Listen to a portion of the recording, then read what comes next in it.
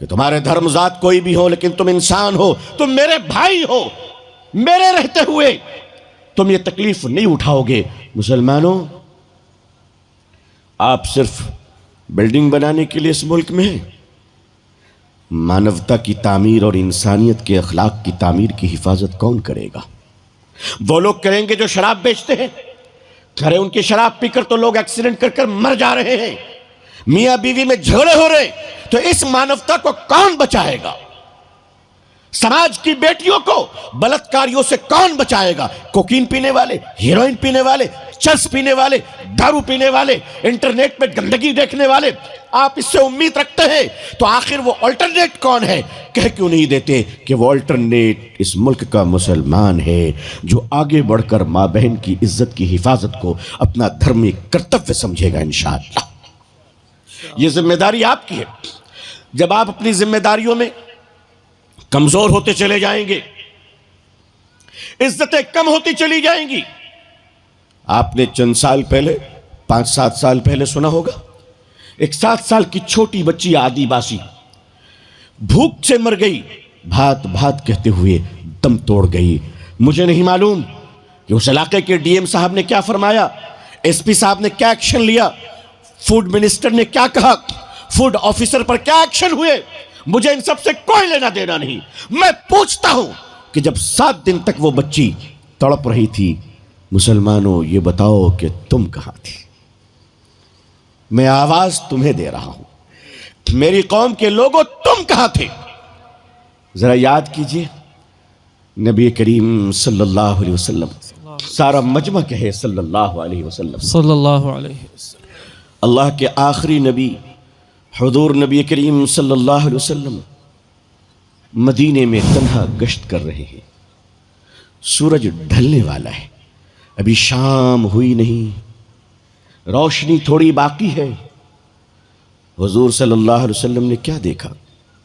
ایک بوڑھا آدمی ہے، اتنا بوڑھا کہ سلیقے سے کھڑا نہیں ہو پاتا، بڑی مشکلوں سے چل رہا ہے، اور اس کے پیٹھ پہ پہلے پانی بھرنے کے جو بیگ آتے تھے نا، پہلے تو بالٹی اور گھڑا وغیرہ نہیں ہوا کرتا تھا، مشکیزہ کہتے ہیں چمڑے کی بیگ تھیلی کو، جس میں 20-25 لیٹر پانی یا 10 لیٹر 12 لیٹر اس طرح سے پانی آ جایا کرتا ہے، اس کو پیٹھ پر لے کر چلنے ہوتے تھے مزدوروں کو۔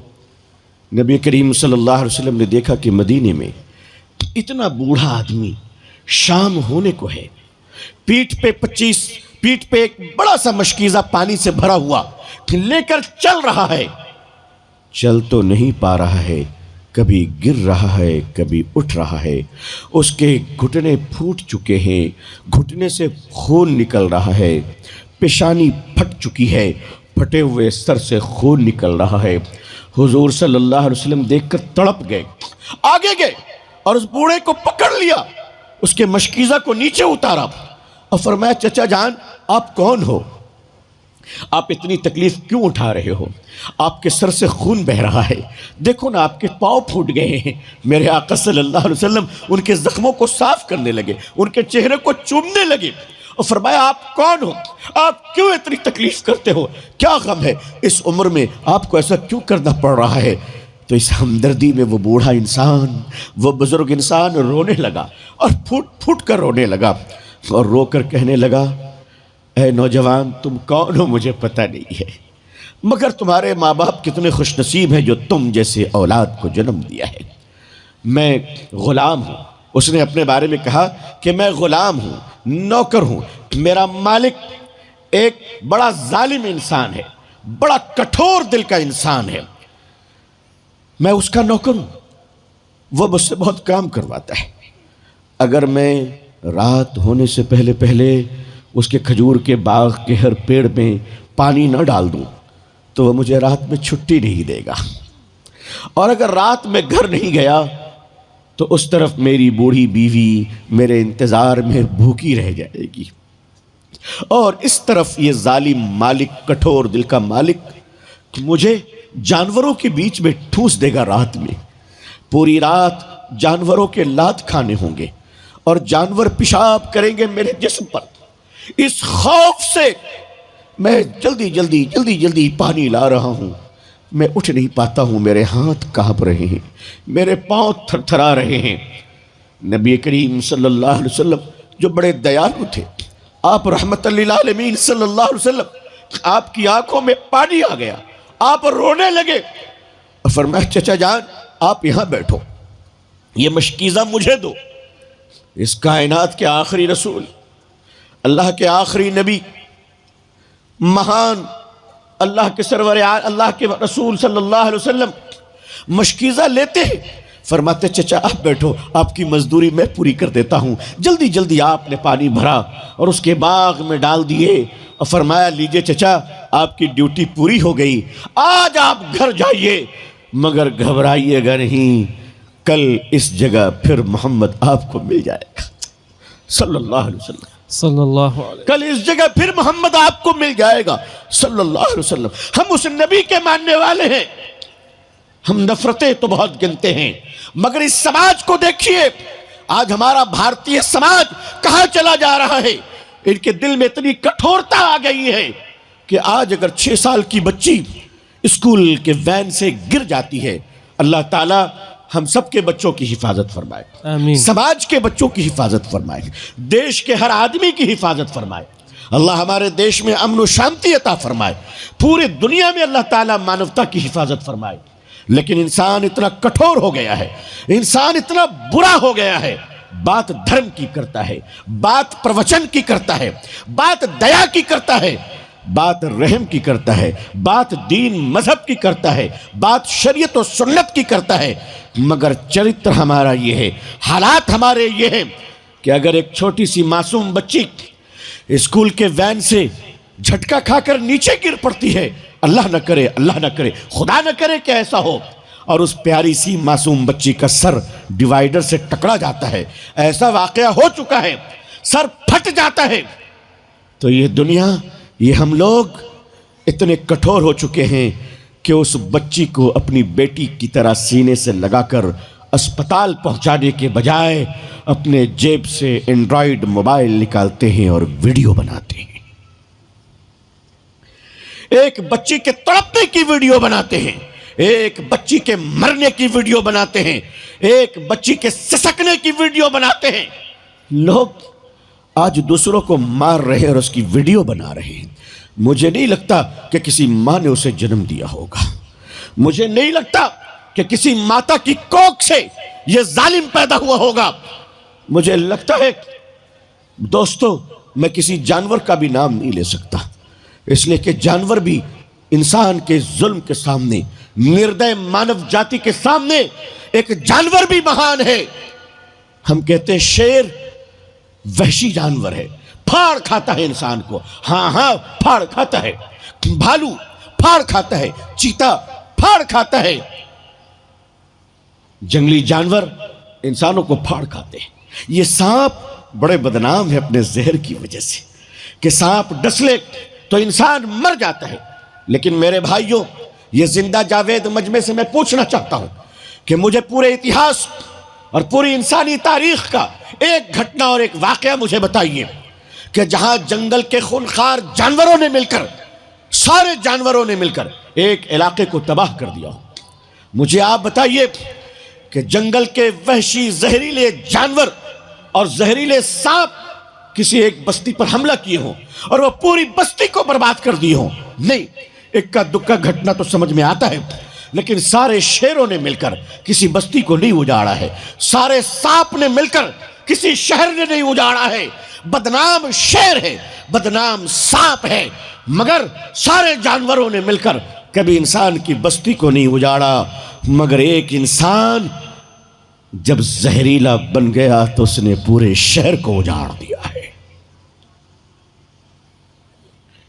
یہ ایٹم بم کیوں بنائے گے؟ یہ میزائل کیوں بنائے گے؟ انسانوں کو تباہ کرنے کے لیے، مانوتا کو تباہ کرنے کے لیے۔ دوستو، ایک اللہ کے، ایک ایشور کے ہم سب بندے ہیں، ہم سب انسان ہیں اور سارے آپس میں بھائی بہن ہیں۔ یہ الگ بات ہے کہ ہمارے برانڈ الگ الگ ہیں، کوئی اس شو روم میں ہے، کوئی اس شو روم میں ہے۔ مسلمانوں، میری قوم کے لوگوں اور بزرگوں اور دوستوں، آپ کی اپنی اخلاقی ذمہ داریاں اگر آپ پوری کرنے کے لیے تیار ہو جائیں انشاءاللہ، آپ تیار ہیں انشاءاللہ اپنی اخلاقی اپنی رسپانسبلٹی کو نبھانے کے لیے، تو میں آگے آپ سے کہہ تو نہیں سکتا، آپ ہمارے بڑے ہیں، لیکن میں آپ کے قدموں میں بیٹھ کر کچھ عرض کرنا چاہتا ہوں۔ میری قوم کے لوگوں، آپ ہمارے اپنے ہیں، اگر ایک بار آپ نہیں مانیں گے تو ہم دوبارہ آپ کو بولیں گے، پھر بھی اگر آپ نہیں مانیں گے تو پھر ہم سچ بولیں گے آپ کو، آپ برا مان جائیں گے تو ہم آپ سے معافی مانگیں گے، لیکن اپنی بات کہنا نہیں چھوڑیں گے۔ اگر آپ منہ پھیر لیں گے تو آپ جس طرف پھیریں گے ہم اس طرف جائیں گے، لیکن ہم آپ کا ساتھ نہیں چھوڑیں گے۔ آپ نے کیا سمجھ رکھا ہے؟ آپ روٹھ جائیں گے، ہم آپ کے ہاتھ پکڑ لیں گے۔ اللہ اور اللہ کے نبی صلی اللہ علیہ وسلم کی بات آپ کو پھر بھی بتائیں گے۔ میری قوم، نوجوانوں، اگر تم نہیں مانو گے تو تم نے کیا سمجھ رکھا ہم تمہیں چھوڑ دیں گے؟ نہیں نہیں، ہم تو تمہارے پاؤں پکڑ لیں گے۔ میری قوم کے لوگوں، ہم تمہارے پاؤں پکڑ لیں گے۔ تم اس قوم کے اثاثہ ہو۔ اے اللہ کے نبی کی امت صلی اللہ علیہ وسلم، تمہیں پتہ بھی ہے کہ تم پر میرے آقا کو کتنا ناز ہے صلی اللہ علیہ وسلم، حضور صلی اللہ علیہ وسلم کو کتنی خوشی ہے۔ آج امت کے لوگوں، میں آپ سے بہت بڑی باتیں نہ مجھے کہنی آتی ہے نہ کہہ سکتا ہوں، لیکن ہاں اتنی سی بات تو آپ سے ضرور عرض کر سکتا ہوں۔ آپ کا دل اتنا بڑا تو ہوگا کہ آپ میری اتنی سی باتوں کو اپنے دل میں کوئی جگہ دیجیے گا، اور وہ بات صرف یہ ہے کہ میرے بھائیوں، میری بہنوں، اگر بوجھ بنو گے تو اتار دیے جاؤ گے۔ اگر بوجھ بنو گے تو اتار دیے جاؤ گے۔ ایک آدمی کو ایک ہی بچہ ہے، بڑے دنوں کے بعد، بڑے ارمانوں کے بعد، بڑے علاج کے بعد، بڑی دعاؤں کے بعد ایک اولاد ہوئی۔ کتنا پیارا ہے وہ بچہ، کتنا پیارا ہے۔ باپ اپنے بچے کو لیتا ہے، سینے سے لگاتا ہے، اور سینے اس کے کلیجے کو ٹھنڈک ملتی ہے اور وہ ٹہلتا ہے۔ لیکن 1 گھنٹے 2 گھنٹے کے بعد ایک وقت آتا ہے جب وہ بچہ باپ کے ہاتھوں میں بوجھ معلوم ہوتا ہے۔ باپ کیا کرتا ہے؟ باپ کیا کرتے ہیں؟ بچے کو اتار دیتے ہیں۔ میں اتارتے کہ نہیں اتارتے؟ بچے کو اتار دیتے ہیں۔ اگر اپنی اولاد بھی بوجھ بن جائے تو باپ اتار دیا کرتا ہے۔ اگر ماں کے گود میں بوجھ بن جائے تو ماں اتار دیا کرتی ہے۔ لوگوں، اگر اپنے ماں باپ پر بوجھ بنو گے تو ماں باپ اتار دیں گے، گھر والوں پر بوجھ بنو گے گھر والے اتار دیں گے، سماج پر بوجھ بنو گے سماج اتار دے گا، اگر دیش پر بوجھ بنو گے تو دیش بھی اتار دے گا۔ میرے کرم فرماؤ، بوجھ بنو گے تو اتار دیے جاؤ گے، ضرورت بن جاؤ دلوں سے لگائے جاؤ گے۔ ضرورت بن جاؤ، آنکھوں میں سجائے جاؤ گے۔ اب ضرورت کیسے بنا جائے؟ ضرورت کس طرح بنی جائے کہ دنیا یہ محسوس کرے کہ ہم اس کی ضرورت ہے؟ اور ضرورت انسان کیسے بنتا ہے؟ اس دنیا کا سب سے خوبصورت پودا، آپ بہت سارے پودوں کا نام جانتے ہوں گے، گلاب ہے، بیلی ہے، چمیلی ہے، آم ہے، کٹہل ہے، لیچی ہے، بہت سارے پودے ہیں، ہزاروں لاکھوں پودے ہیں اس دنیا میں، مگر ہر پودا زمین پہ اگتا ہے۔ کچھ پودے پانی میں اگتے ہیں، ہے نا؟ کچھ پودے پہاڑوں پہ اگتے ہیں۔ دنیا کے سارے پودے زمین پر، پانی پہ، پہاڑوں پہ، لیکن ایک اور پودا ہے، اس پودے کا نام محبت ہے۔ کیا ہے اس پودے کا نام؟ کیا ہے؟ محبت۔ یہ فیس بک میں نہیں اگتے۔ نوجوان سمجھ رہے ہوں گے اچھا یہ محبت نام کا پودا وہی ہے جو رات کے 2 بجے سے فیس بک میں شروع ہوتی ہے؟ میں آ رہا ہوں، میں حضرت فیس بک پر بھی آ رہا ہوں۔ خیر آپ لوگ تو شریف لوگ ہیں، میں تو دوسرے علاقے کی بات کر رہا ہوں۔ آپ لوگ تو ماشاءاللہ یہ مجمع مجھے لگ رہا ہے کہ میں نے فرشتوں کو تو اپنی آنکھوں سے نہیں دیکھا ہے، لیکن آپ لوگوں کو دیکھنے کے بعد مجھے لگتا نہیں کوئی آدمی فرشتہ دیکھنے کی تمنا کرے گا۔ اور فرشتوں میں پھر ملک الموت بھی ہوتے ہیں، یہ معلوم ہے کہ نہیں؟ ارے بھائی وہ بھی فرشتہ ہی ہے، وہ کوئی الگ نہیں ہے۔ اچھا اگر کوئی آگے بغل میں بول دے کہ میں فرشتہ ہوں، اچھا ملک الموت ہوں، ارے کیا حالت ہونے لگے گی؟ اس دنیا کے خوبصورت پودے کا نام محبت ہے۔ محبت کا پودا زمین پہ نہیں انسان کے دلوں میں اگا کرتا ہے۔ کہاں اگتا ہے؟ انسان کے دلوں میں اگا کرتا ہے۔ اب میں دو باتیں آپ کے سامنے اللہ کی توفیق سے عرض کرنا چاہتا ہوں۔ ایک بات، نبی کریم صلی اللہ علیہ وسلم نے پڑوسیوں کے حقوق بیان فرمائے ہیں۔ کیا فرماتے ہیں علماء کرام؟ بیان فرمائے، اور اتنے زیادہ بیان فرمائے ہیں، اتنے زیادہ بیان فرمائے ہیں کہ صحابہ فرماتے ہیں کہ حضور صلی اللہ علیہ وسلم سے پڑوسیوں کا حق سنتے سنتے ہمیں ایسا لگنے لگا کہ جیسے ہماری جائیداد میں بھی پڑوسی کا حق ہو جائے گا۔ مگر اب پڑوسی، اب ظاہر ہے کہ پڑوسی کوئی بھی ہو سکتا ہے، وہ آپ کا اپنا بھی ہو سکتا ہے، وہ دوسرے دھرم کے لوگ بھی ہو سکتے ہیں، وہ آپ کا اپنا بھائی بھی ہو سکتا ہے، وہ دوسرے ذات اور برادری کے بھی لوگ ہو سکتے ہیں۔ اس کو اچھی طرح جان لیجئے کہ نبی کریم صلی اللہ علیہ وسلم نے صاف صاف فرما دیا، جو آدمی پڑوسی کے لیے اچھا نہیں، وہ آدمی کا اچھا انسان نہیں ہو سکتا۔ میں یہ مفہوم بیان کر رہا ہوں، وہ انسان اچھا نہیں ہو سکتا۔ ذرا ہم اپنا جائزہ لیں، صبح نکلتے وقت پڑوسی کے دروازے پہ تھوک تو نہیں دیتے؟ بڑا ہلکا سا کام ہے، کوئی نوٹ نہیں کرتا، اور اس پر کوئی جھگڑا بھی نہیں ہوتا۔ لیکن یہ جو ہمارے نوجوان، اب دیکھیں ایک اور دشمنی، ہمارے بعض لوگ اپنے منہ میں گٹکا رکھتے ہیں۔ اب ظاہر ہے گٹکا کے خلاف بولو تو ایک اور دشمنی۔ اب بیچارے گٹکا انڈسٹری والے بھی پیچھے پڑ جائیں مولویوں کے کہ یہ تمباکو، اچھا اس پر لکھتے ہیں کہ اس سے کینسر ہوتا ہے، اس سے کینسر ہوتا ہے۔ اب نوجوان اپنے منہ میں گٹکا رکھے ہوئے، پتہ تو نہیں چلتا کیا رکھے ہوئے، لیکن جب تھوکتا ہے یقین مانیے 1 سے 1.5 لیٹر تھوکتا ہے، تھوڑا بہت نہیں۔ ایسا لگتا ہے کہ انسان کی حاجت پوری کرنے کے لیے مقام بدل گئے ہیں، سسٹم چینج ہو رہا ہے، اور وہ اتنی گندگی کے ساتھ تھوکتا ہے کہ جہاں تھوکتا ہے اس جگہ کو گندا کرتا چلا جاتا ہے۔ مجھے کسی نے بتایا کہ بنگلہ دیش میں لوگ جہاں تھا پیشاب کرتے تھے، ہمارے لوگ تو نہیں کرتے، ہمارے دیش کے لوگ سب مہان ہیں، وہاں کے لوگ جہاں تھا پیشاب کرتے تھے، تو گورنمنٹ نے لکھایا کہ یہاں پیشاب نہ کریں، یہاں پیشاب نہ کریں، یہاں پیشاب نہ کریں۔ بھائی لکھانے والا کیا ہے؟ لکھنے والا الگ پیسہ لیتا ہے، مٹانے والا الگ پیسہ لیتا ہے، جسے کرنا ہے وہ کرتا ہے۔ تو گورنمنٹ بڑی پریشان ہوئی بنگلہ دیش کی کہ آخر یہ روکا کیسے جائے۔ تو مجھے لگتا ہے کسی اچھے عالم نے ان کو مشورہ دیا تھا کہ یہ جو آپ بنگلہ میں لکھے ہوئے نا کہ یہاں پیشاب کرنا منع ہے، آپ اس کو عربی میں لکھ دو۔ اچھا اس سے کیا ہوگا؟ کہ آپ لکھو تو پورے ڈھاکہ میں انہوں نے عربی میں لکھوا دیا۔ اب جو پیشاب کرنے جا بولا ہے یہ تو عربی میں لگتا قرآن کی آیت لکھی ہوئی ہے۔ اب ایک دن میں پورا ڈھاکہ صاف ہو گیا، جو بیچارہ جا رہا ہے وہ رک جا رہا ہے کہ بھائی کام تو ہم نہیں کر سکتے، ہم برے انسان ہیں مگر یہ نہیں کر سکتے۔